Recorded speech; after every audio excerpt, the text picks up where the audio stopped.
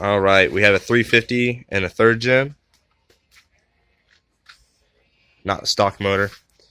So in order to pull the the oil pan out of the cart in order to do an oil pan gasket, we watched a couple of different videos and that said raise it a couple inches up, and that just didn't work for us. We even tried lowering the trans, and that also didn't work. It didn't clear the cross member right here.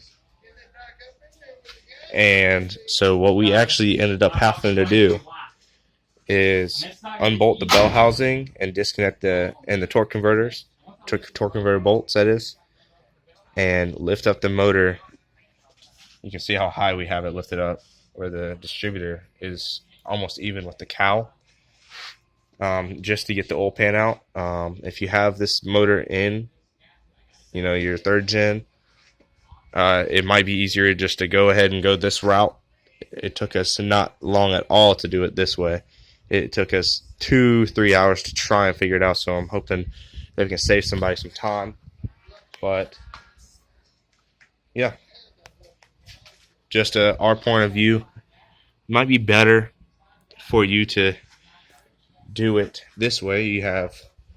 We only had 4 or so bolts because we have a stud that's broken, and then you need a cherry picker as well. But then you just have to disconnect the dowels out of the transmission and disconnect the two and lift it up, and it should be good. Of course, you also have to do the motor mounts, but all the if you have wiring connected to the body, you don't have to disconnect any of that. Any of the radiator hoses, anything like that, you don't have to disconnect.